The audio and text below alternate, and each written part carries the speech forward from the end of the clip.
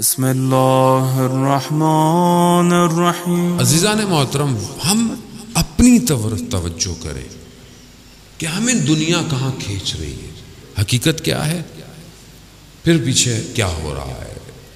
اور وہ ایسا نہیں ہے دشمن غافل نہیں ہے، دشمن گھروں تک اترا ہوا ہے، دشمن ہماری تنہائی میں اترا ہوا ہے، دشمن ہمارے ہاتھ میں ہے، اسمارٹ فون ہمارے ہاتھ میں ہے، دشمن اس کے ذریعے سے ہمارے نفسوں کو کنٹرول کر رہا ہے، جب دل چاہتا ہے نفس برباد کر دیتا ہے۔ اور ہم نے بھی اپنے آپ کو اتنا ہلکا کیا ہوا ہے کہ ہم بھی اسی کا شکار ہو چکے ہیں۔ اس کا ہدف ہی یہی ہے کہ یہ جوان تیار نہ ہو، لیکن اگر قرآن پڑھتا ہو، سورہ کہف سمجھتا ہو، تو خدا سے جب توکل کرے گا، خدا کی بارگاہ میں جائے گا، تو خدا اس کے کانوں کو اس دنیا کے شوروں سے بچا دے گا، اسے محفوظ کر دے گا اس دن کے لیے جس کا انتظار ہے۔ لیکن اس کے لیے ظاہر ہے ہم اپنے آپ کو اپنی طرف توجہ دیں کہ ہم کہاں ہیں، میں کہاں ہوں، میں اپنے آپ کو دیکھوں کہ میں دنیا میں کتنا مگن ہوں، میرے لیے دنیا کیا ہے، اور میں کتنا اپنے وقت کے امام سے متصل ہوں، میرے دن اور رات کیسے گزرتے ہیں، میری تنہائی کیسے گزرتی ہے۔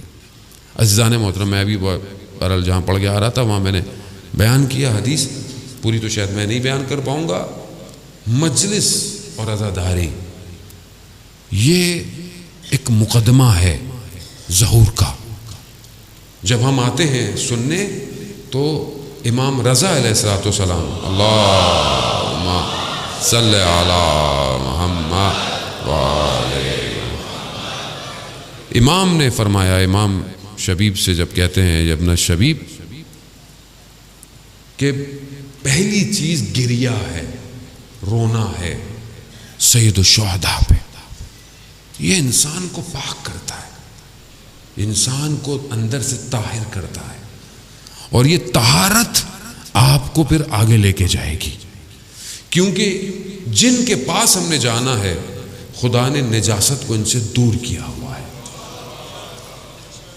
نجاست نہیں جا سکتی، تو پہلے طاہر ہونا ہے، پاک ہونا ہے۔ کیسے پاک ہوں؟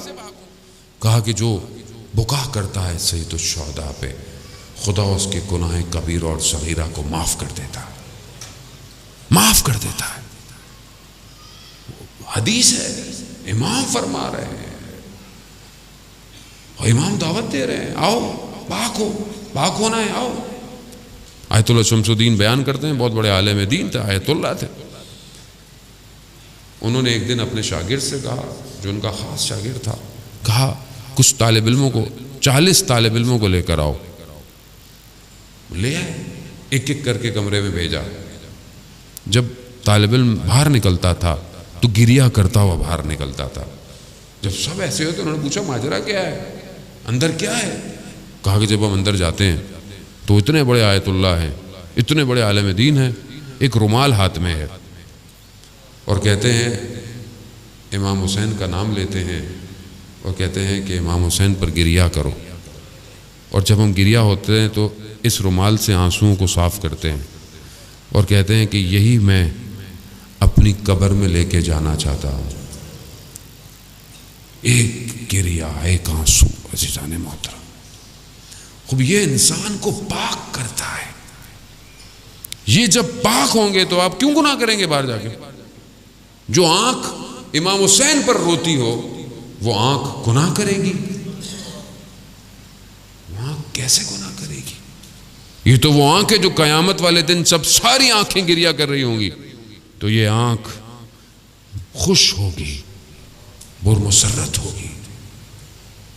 تو ہم پہلی شرط بکا، جو ہمیں محنت نہیں کرنی پڑتی ہے، یعنی ہم کوئی محنت نہیں کرتے پورا سال۔